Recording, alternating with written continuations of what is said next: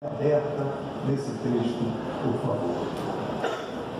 Eu quero, antes de ministrar, agradecer a Deus de todo o coração a oportunidade especial de estar nesta AGO, nesse encontro bonito da Comadvardo.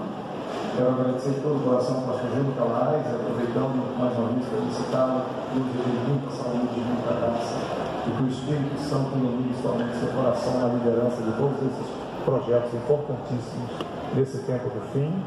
A todos os pastores da mesa diretora, e eu quero ressaltar o pastor Cláudio Isidoro, secretário que fez o contato conosco, e na sua pessoa cumprimento todos os demais companheiros aqui. Quero fazer menção de alguns companheiros que Deus tem me dado aqui nesse campo de Patinga e Coronel Fabriciano, pastor Gilson Silva, um grande companheiro, pastor Valdir Gonçalves, apaixonado por missões. Na pessoa do pastor Valdir, eu quero cumprimentar um obreiro de Ipatinga que está lá em Diamantina, o pastor Reinaldo. O pastor Reinaldo está fazendo um grande trabalho lá no campo de Diamantina, enviado pela missão desse campo. Mais uma vez, eu me alegro em rever o pastor Reinaldo Costa.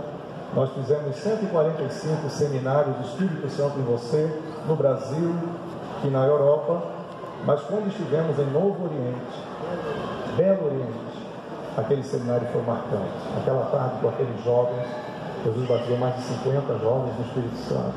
Foi muito bom, um trabalho que marcou a nossa vida. É um prazer revê-lo, meu amigo, meu irmão. Quero cumprimentar, fazer menção também do pastor Otoniel Gomes de São Paulo, companheiro que Deus tem nos dado aqui, bem como um grande pregador daqui, o pastor Edmar Silva, e também o doutor Alex, um amigo de algum tempo. Quero louvar a Deus pela vida do pastor Osimar. Nós estaremos em Caravelas nesse próximo fim de semana, permitindo Deus, para a realização de mais um seminário, agora com um livro novo que está sendo vendido até ali embaixo, o livro Vivendo no Espírito. Estaremos no próximo sábado e domingo realizando esse seminário ali no Caravelas. Quero agradecer ao presbítero Edgar, que tem sido um braço forte junto ao pastor Zimar para a realização deste seminário.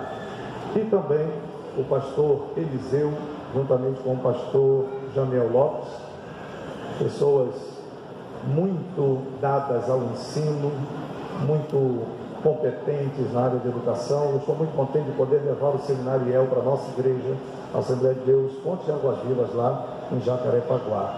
E claro também o pastor Edson, que aqui representa toda a nossa convenção. Um prazer inenarrável estar convosco essa noite. Muito bem. Atos capítulo 19, a partir do versículo 1, que nós lemos, a palavra de Deus nos diz que Paulo estava chegando à cidade de Éfeso. Éfeso era uma das mais importantes cidades na época do apóstolo Paulo, a capital da Ásia Menor, uma cidade com cerca de 300.000 habitantes, e por ser a capital, ela tinha muita importância no contexto geopolítico daquela época. Passavam duas grandes estradas ligando o Oriente a Roma, e essas duas estradas passavam por dentro de Éfeso. Muito camelo, muito jumento, muito cavalo, muito comércio por causa dessas duas grandes estradas imperiais. Além disso, havia um grande porto em Éfeso, então muitas embarcações também ali atracavam, de sorte que a população de 300.000 era sempre multiplicada por várias pessoas que desciam ali para poder comprar e poder vender. Se a gente olha do ponto de vista histórico, irmãos, irmãs, que Éfeso era uma cidade tão efervescente, tão poderosa, porém do ponto de vista espiritual era uma cidade podre, era uma cidade suja, era uma cidade extremamente pecadora. Éfeso, ela tinha como centro de adoração um templo que era considerado uma das 7 maravilhas do mundo antigo, um templo suntuoso e gigantesco. E o centro da adoração naquela cidade de Éfeso, e que acabava contaminando todas as cidades do entorno, era a adoração à deusa Diana dos Efésios. A adoração a essa divindade afetava direta e completamente a cultura, a maneira de pensar, a maneira de agir, o que a sociologia cultural chama de cosmovisão, porque você é o que você acredita.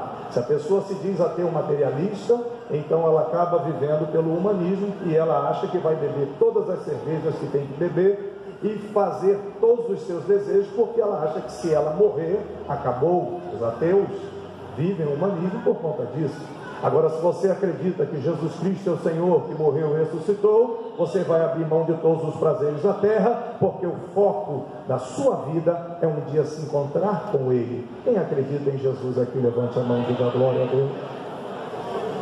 Então, o centro de cultura, de visão de mundo, de pensamento e de ações dos mais de 300 mil habitantes daquela cidade estava em torno desta divindade chamada a deusa Diana dos Efésios.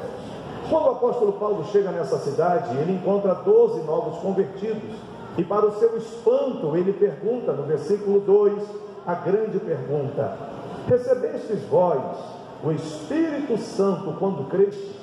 Quando vocês conheceram a Jesus, vocês são discípulos de Jesus? Sim, pastor Paulo, nós somos discípulos de Jesus. Pois bem, vocês receberam o Espírito Santo ao confessar Jesus como Senhor? Vale a pena ressaltar que essa é a base de todo o Novo Testamento. O que diferencia o Antigo Testamento para o Novo Testamento é exatamente isso, meu irmão, minha irmã.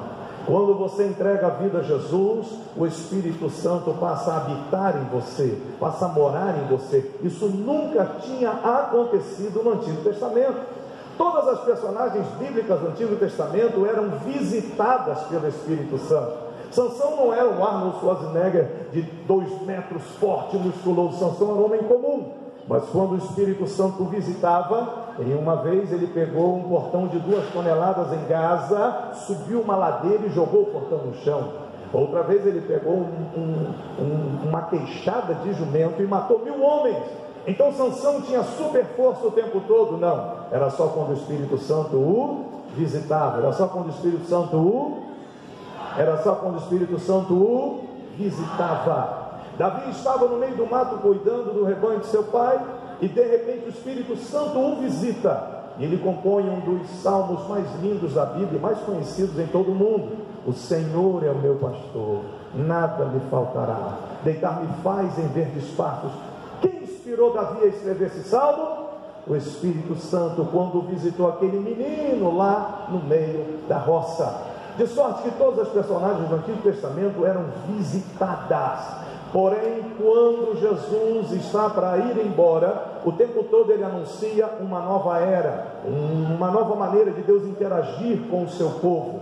Com Israel ele visitava, mas com o povo que iria surgir, chamado igreja, ele não iria apenas fazer uma visita para ir embora, ele iria entrar e fazer morada. Jesus disse: eu vou embora, mas não deixarei vocês órfãos, eu enviarei o outro Consolador, o Espírito da verdade, para que fique com vocês durante um culto, e quando o culto acabar, o Espírito Santo vai embora. Não, ele disse: eu enviarei o Espírito Santo para ficar com vocês para sempre, para sempre, para sempre, para sempre. Antes de ir embora, o tempo todo ele repete esse discurso dizendo: ficai na cidade de Jerusalém, até que do alto sejais revestidos de poder. Ficai na cidade, porque vocês serão batizados no Espírito Santo em poucos dias. As últimas palavras de Jesus antes de ir embora para o céu, em Atos capítulo 1, foram essas: eu quero que vocês fiquem na cidade. E o apóstolo Paulo diz em 1 Coríntios capítulo 15, que ele falou isso para cerca de 500 pessoas. Quantas pessoas? Quantas pessoas? Das 500 pessoas para as quais Jesus reativou a promessa de que o Espírito viria para habitar, quantas ficaram no cenáculo em 10 dias de campanha de oração? Aproximadamente quantas? Mas cadê 500 menos 120 dá quanto? Cadê essas 380 pessoas? Cadê esses 380 discípulos? 380 discípulos que, quando viram Jesus ascender aos céus, pensaram: ele foi embora e eu não sei o que é Espírito Santo e não me interesso por isso. 380 carnais, 380 materialistas, 380 que não estavam afim da promessa do Espírito Santo e saíram pela porta dos fundos da história da igreja. Mas os quase 120 apaixonados por Jesus e obedientes à sua palavra vão para aquele cenáculo e ficam 10 dias em campanha de oração. até que na manhã daquele domingo, um feriado, dia de Pentecostes, dia da colheita, a promessa se cumpriu. Eles ouviram um vento em um lugar fechado, com janelas e portas fechadas. Ouviram um vento, não tinha como ventar ali. O vento é o ar em movimento. Como é que entra barulho de vento em um lugar fechado? Assim o Espírito Santo entra despertando, impactando, com um sopro despertador. Após o sopro do Espírito, eles olham para a cabeça uns dos outros e todos têm a mesma visão, porque no Antigo Testamento o Espírito Santo visitava um homem. Eliseu está no alto do monte e os exércitos inimigos vêm para matá-lo. O seu moço, que não tinha acesso ao Espírito Santo, entra em pânico: Senhor, eles vão nos trucidar, eles vão nos matar. Porém o profeta Eliseu, que tinha acesso ao Espírito Santo, tranquilão, diz: calma aí, espera um pouquinho. Senhor, abre os olhos desse menino. E quando o Espírito Santo acessa a mente e a visão daquele menino, ele vê cavalos e carros de fogo. Maior é o que está em nós do que os que estão com eles. Nós vamos vencer essa batalha, porque no Antigo Testamento era visitado, mas no Novo, a visão de línguas repartidas como que de fogo é distribuído para todos igualmente. O Espírito Santo não veio para uma pessoa apenas no Novo Testamento. O Espírito Santo veio para todo aquele que crê, para todo aquele que crê, para todo aquele que crê. Eles são despertados pelo barulho de um vento veemente, impetuoso. Imediatamente após, todos têm a mesma visão. Repito, não foi um que teve a visão e contou para a igreja. Toda a igreja teve a mesma visão, para que o Espírito Santo mostrasse que veio para todos, e não ficou apenas no barulho e no fogo que repousou sobre suas cabeças. Todos foram cheios do Espírito Santo e começaram a falar em outras línguas. O que marca a chegada de um novo tempo para o povo de Deus na terra, o que marca uma nova dispensação, uma nova maneira carinhosa de Deus interagir e relacionar-se com o seu novo povo chamado igreja, é que Ele coloca o seu Espírito para entrar naquele crente, naquele cristão, naquele discípulo, e esse Espírito enche, e não fica só no cheio, enche até transbordar em outras línguas. Quem ainda não é batizado no Espírito Santo, você sabe o que é ser cheio do Espírito. Você chora, você se emociona, você sente gozo, aquela felicidade que só o Espírito Santo pode produzir. Porém, quando você começa a falar em línguas, você não é apenas cheia, você transborda, você jorra, fonte de água viva que jorra do interior, rios de água vivas que correm do seu ventre. Assim a igreja em Jerusalém é inaugurada e é marcada, e por isso, quando Paulo chega aqui em Éfeso e encontra 12 novos convertidos, a pergunta não podia ser essa. Qual era a preocupação primeira do apóstolo? O que mais chamava a sua atenção? Aliás, quem mais escreveu sobre pneumatologia na Bíblia foi o apóstolo Paulo. Quem mais falou sobre doutrina, sobre o Espírito Santo, quem mais ministrou sobre esse assunto foi o apóstolo Paulo. Então, ao chegar naquela cidade enorme, 300 mil habitantes, encontra só 12 novos convertidos ali. A pergunta tinha que ser essa: vocês têm o Espírito Santo na vida de vocês? Vocês receberam o Espírito Santo no momento que vocês se tornaram discípulos de Jesus? E a surpresa para Paulo, versículo 3, é que a resposta daqueles 12 homens, 12 novos na fé, foi que eles disseram: olha, a gente não sabe nem o que é isso, não sabemos nem o que é, nem ouvimos o que é ou o que exista Espírito Santo. Então o apóstolo Paulo, preocupado, porque eles nem sobre esse ensino haviam tido acesso, pergunta para eles no versículo 3: em que vocês foram batizados então?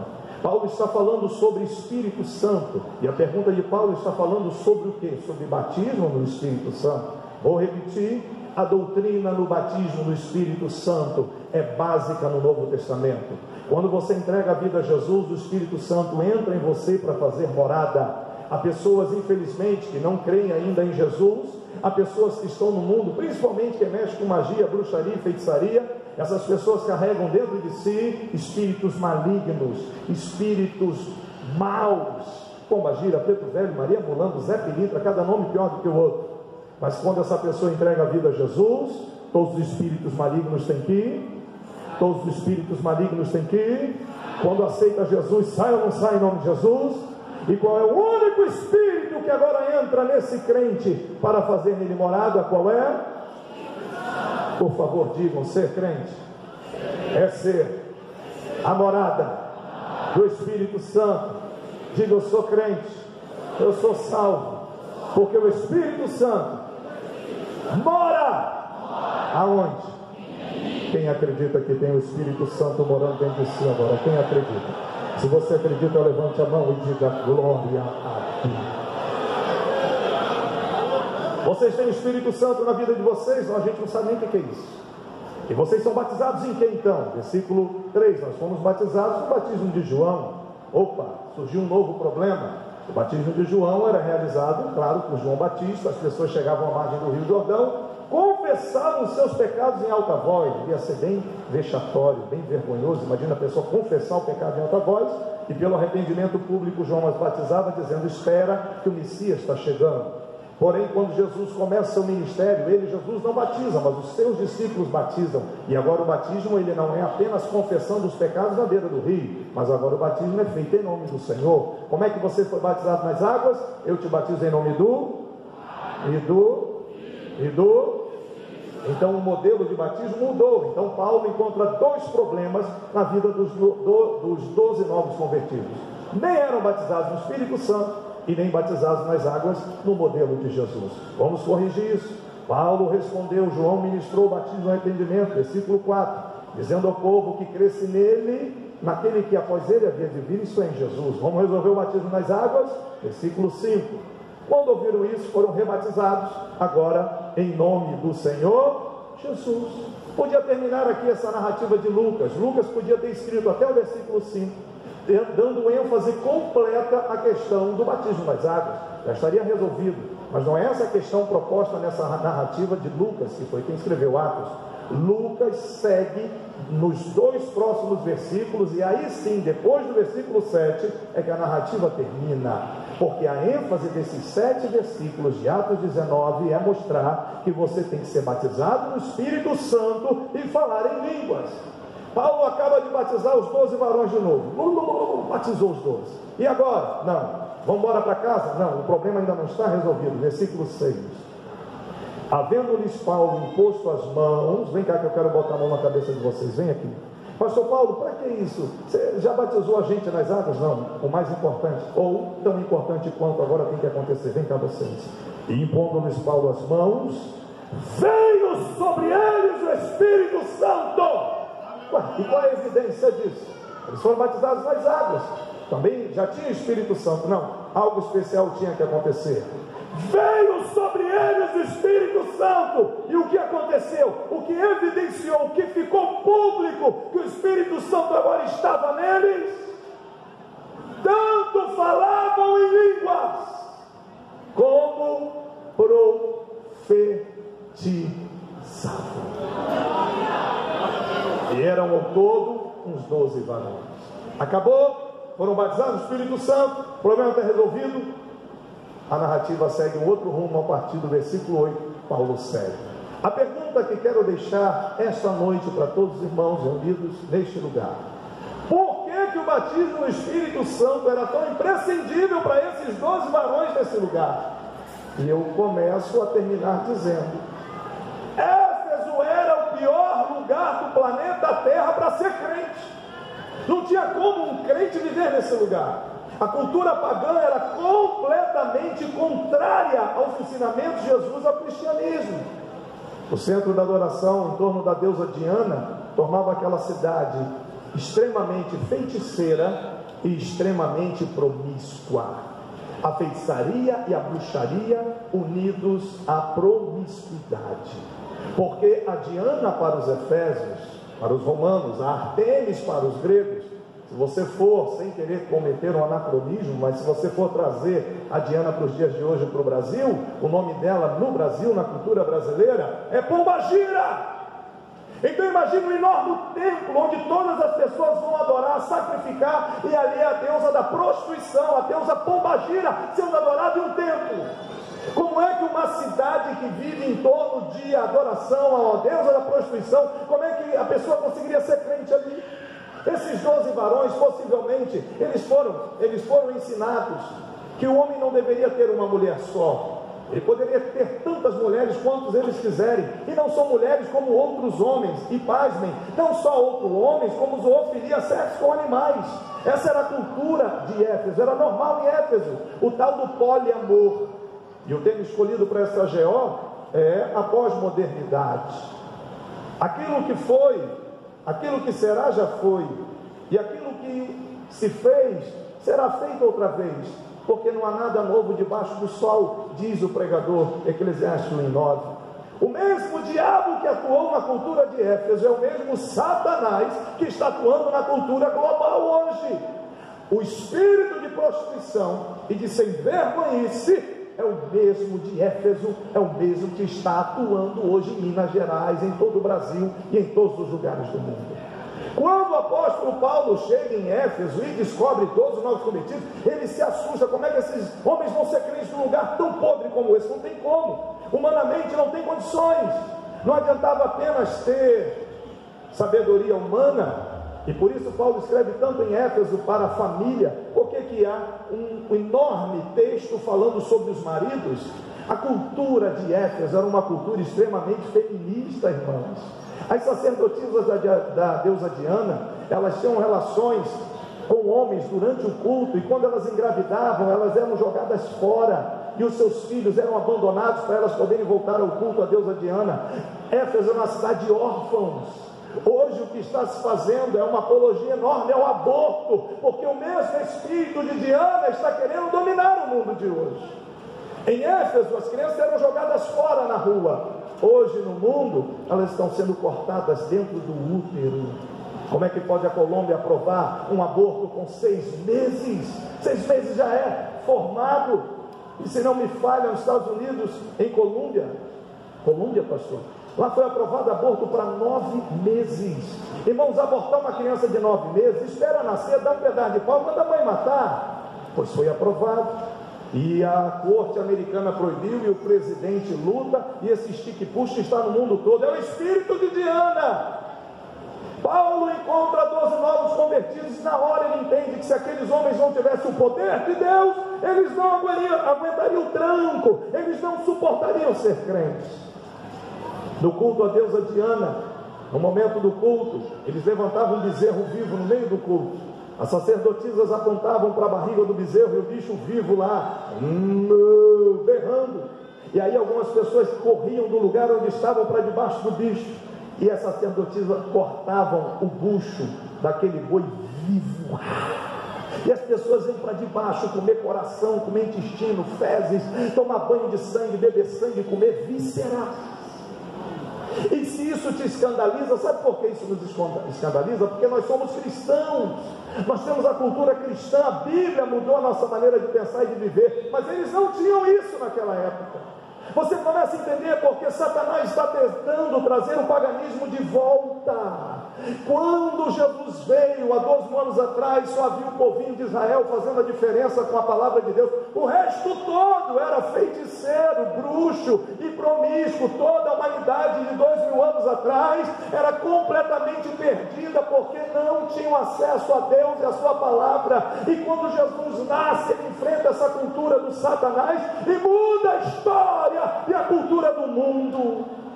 Porém, nesse final dos tempos, o diabo está trabalhando com todas as suas forças para trazer de volta a cultura da prostituição e a cultura da bruxaria e feitiçaria.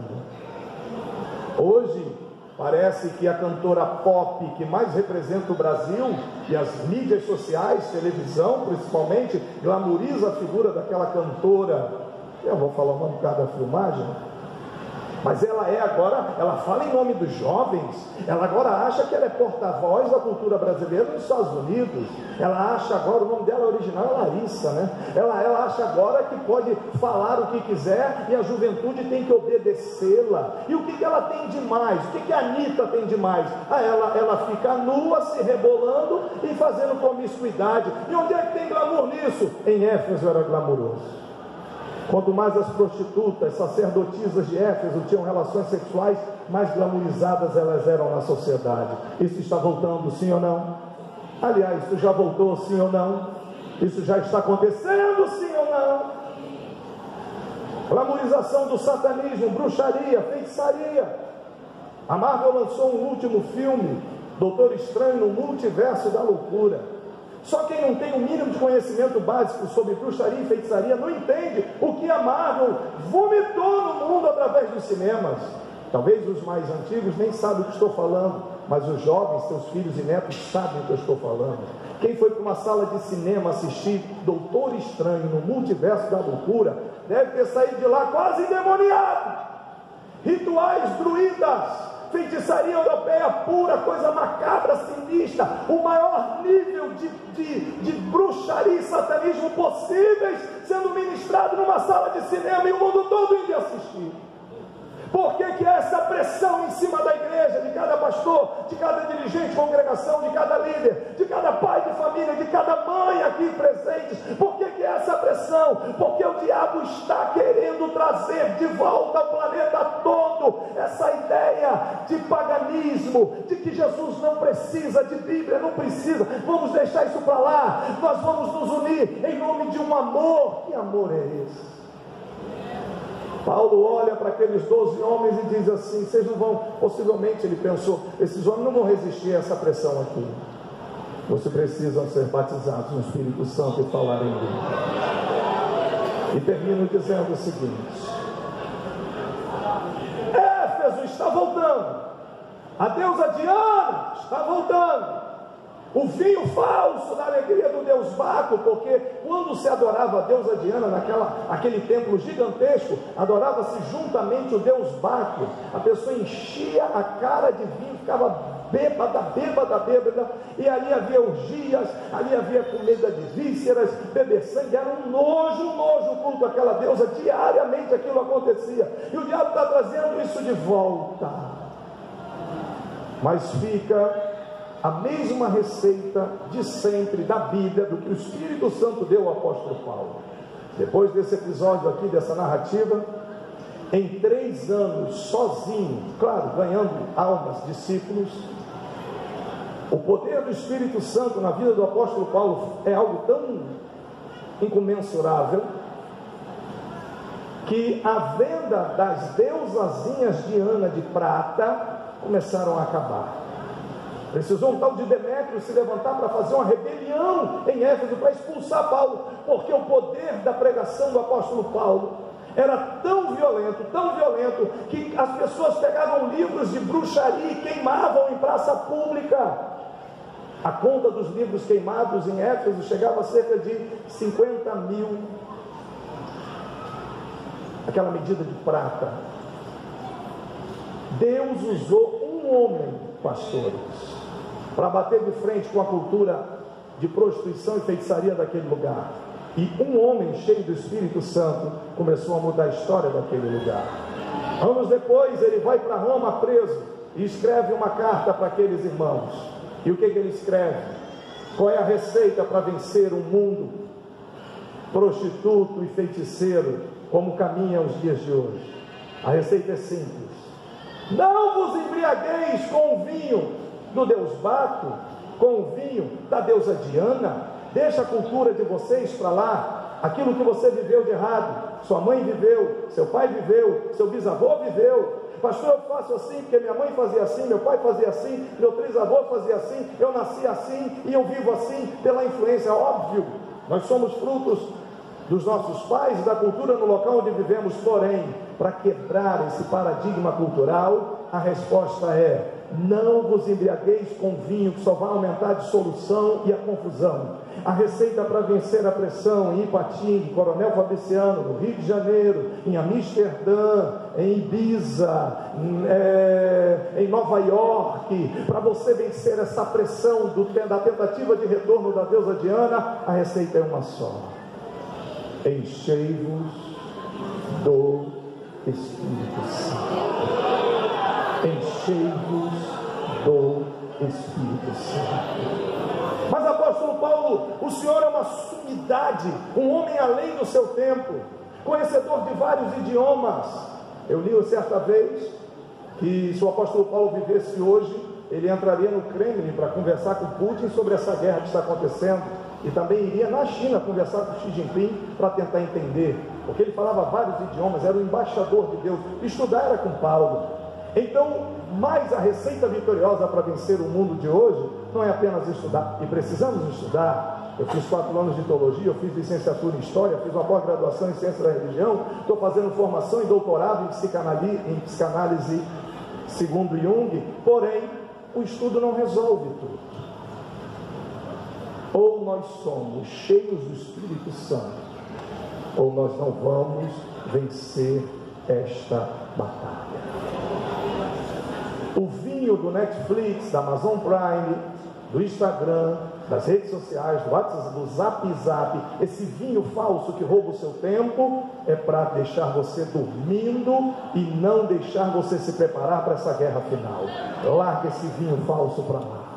Seus filhos e filhas precisam orar com você em casa. Você precisa ler a Bíblia com seus filhos. Você precisa ter o seu culto doméstico ativo e funcionando todo santo dia, porque o que vai fazer você vencer como pai e como mãe, o que vai fazer você avançar como pastor, como ministro do Senhor, é a dependência diária do Espírito de Deus.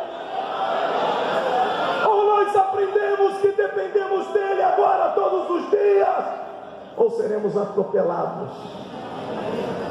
Desafio em Éfeso: vencer Éfeso, o mundo, vencer Diana, o Satanás, e vencer o vinho, a falsa alegria do mundo. Por favor, digam: eu dependo do Espírito Santo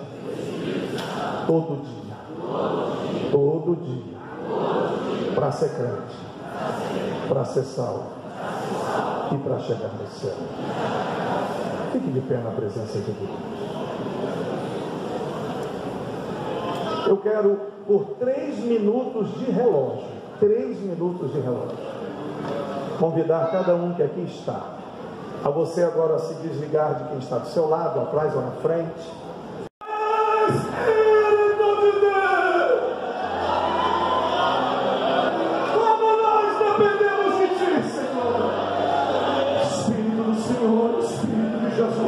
Espírito da igreja, Espírito de Jeová, Espírito da glória de Deus, Espírito Santo, Espírito que toca, Espírito que renova, Espírito que enche, Espírito que transforma, Espírito que gera, Espírito que regenera, Espírito que levanta, Espírito que